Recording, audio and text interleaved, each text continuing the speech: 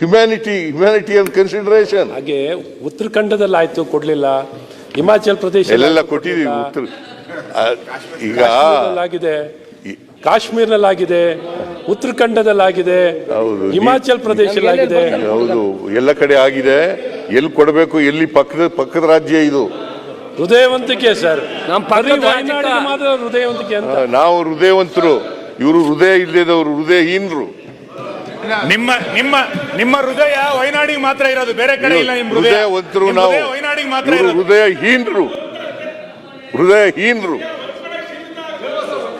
ಅದರಿಂದ ಮಾನ್ಯ ಅಧ್ಯಕ್ಷರೇ, ಇದು ಒಂದು.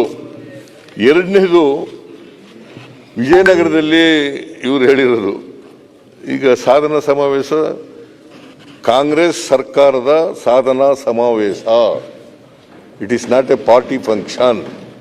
ಕಾಂಗ್ರೆಸ್ ಸರ್ಕಾರದ ಸಾಧನಾ ಸಮಾವೇಶ. ಅದರಿಂದ ಇವ್ರಿಗೂ ಕರೆದಿದ್ದು ನಾವು, ಅಶೋಕ್ ಅವ್ರಿಗೂ ಕರೆದಿದ್ದು, ಇವ್ರಿಗೂ, ನಮ್ಮ ಯಾರು ನಾರಾಯಣ ಸ್ವಾಮಿ ಅವ್ರಿಗೂ ಕೂಡ ಕರೆದಿದ್ದು. ನೀವು ಬರಲಿಲ್ಲ, ಬರಬೇಕಾಗಿತ್ತು ನೀವು.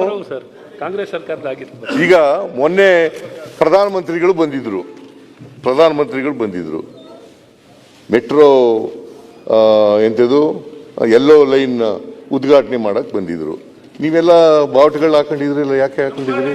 ನಿಮ್ ಫಂಕ್ಷನ್